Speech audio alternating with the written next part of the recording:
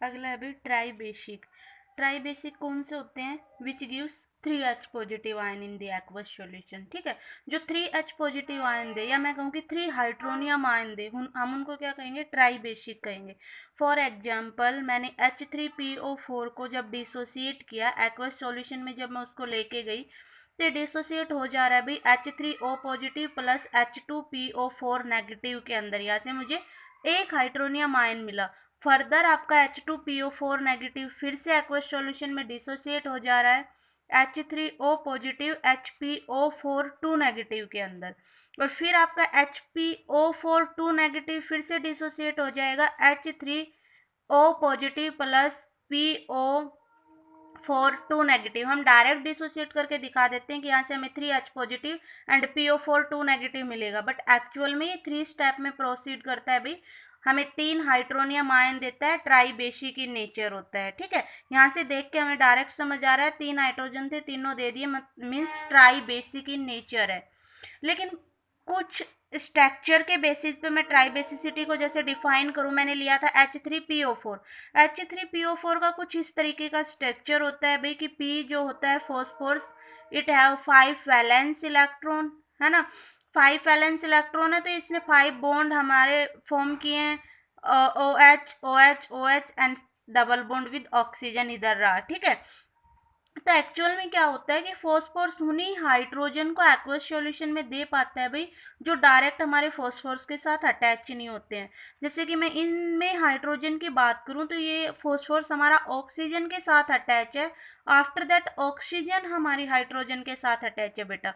जब मैं इसको एक्वस सॉल्यूशन में लेके जाती हूँ तो यहाँ से H positive H positive H positive 3H positive हमें मिल जाएंगे and it becomes try basic in nature.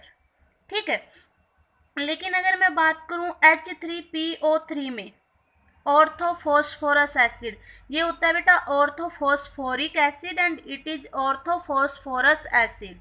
ठीक है, तो ऑर्थोफॉस्फोरस एसिड का जब मैंने स्ट्रक्चर ड्रॉ किया तो P का वही मैंने 5 बॉन्ड फॉर्म किए हैं, और यहाँ से मैंने देखा कि एक हाइड्रोजन डायरेक्ट फॉस्फोरस के साथ अटैच है भाई। और जब एक्वस सॉल्यूशन में हम लेके जाएंगे इसको, तो जो फॉस्फोरस के साथ डायरेक्ट हाइड्रोजन अटैच है वो आयन की फॉर्म में नहीं डिसोसिएट होता है डायरेक्टली, एंड यहाँ से हमें सिर्फ ये H पॉजिटिव डिसोसिएट करके मिलेगा और ये मिलेगा, तो यहाँ से हमें 2H पॉजिटिव 2 हाइड्रोनियम आयन मिलेगा। तो इसकी बेसिसिटी कितनी हो जाएगी भाई? 2 हो जाएगी ना। It is also and dibasic, मैं इसको डाई बेसिक में रख सकती हूँ ना, जहाँ मैंने H2SO4 को रखा है H3PO3 को भी रख सकते हैं भाई।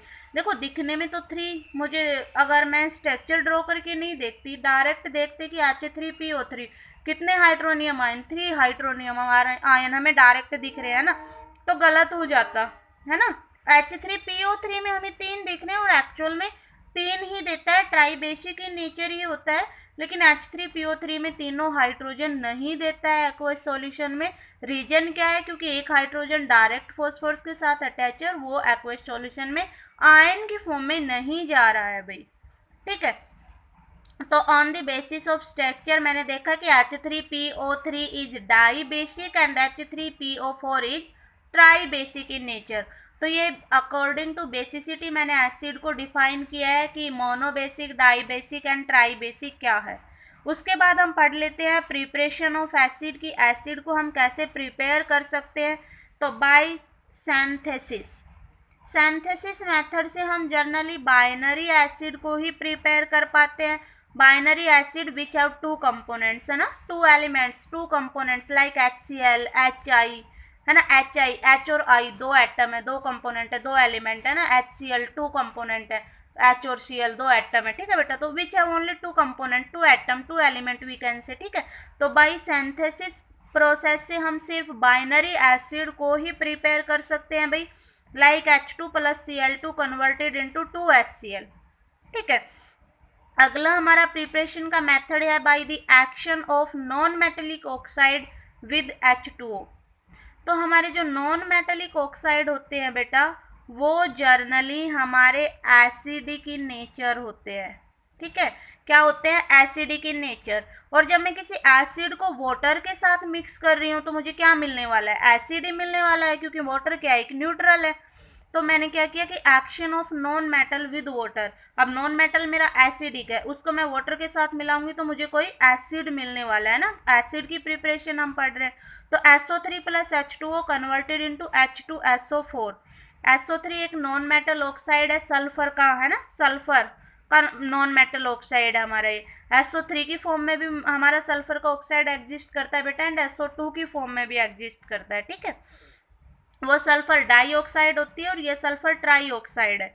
तो सल्फर ट्राईऑक्साइड को जब मैंने H2O के साथ मिक्स किया है तो भाई H2SO4 हमारा सल्फ्यूरिक एसिड प्रिपेयर हो गया है।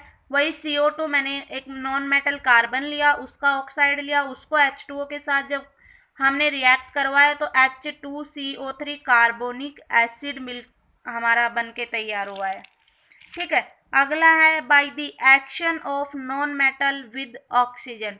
नॉन मेटल को ऑक्सीजन के साथ जब हम कंबाइन करवाते हैं, या हम ये कह सकते हैं oxidation of non metals, non metals का ऑक्सीडेशन बेटा, कि नॉन मेटल्स का जब हम ऑक्सीडेशन करवाएंगे तो वहां से भी हमें एसिड की प्रिपरेशन वहां से हो जाएगी, वहां से हमें एसिड ऑब्टेन हो जाएगा। जैसे कि मैंने एक सल्फर लिया नॉन मेटल, उसको मैंने रिएक्ट करवाया HNO3 की प्रेजेंस में। HNO3 हमारा स्ट्रॉन्ग ऑक्सीडाइजिंग एजेंट होता है बेटा, किसी के ऑक्सीडेशन में हेल्प करता है खुद रिड्यूस होके। तो HNO3 strong reducing oxidising agent होने की वजह से ये सल्फर का क्या करवा देगा, ऑक्सीडेशन करवा देगा।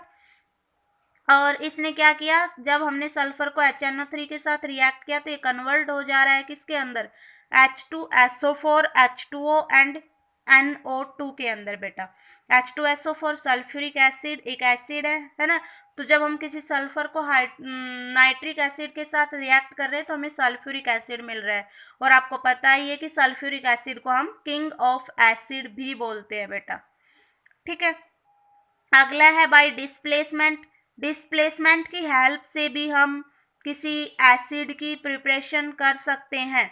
मैंने क्या किया, NaCl एक साल्ट ले लिया, मेटल साल्ट, उसको सल्फ्यूरिक एसिड के साथ रिएक्ट किया भाई, तो एक्सचेंज ऑफ आयन हो रहा है हमारा, इधर इसके आयन एक्सचेंज हो गई है, यहाँ से हमारे पास NaHSO4 आ गया है और यहाँ से HCl बन गया है, क्योंकि हमारा H2SO4 किस में डिसोसिएट होता है बेटा, H positive and HSO4 negative, starting में तो इसी में ही होता है।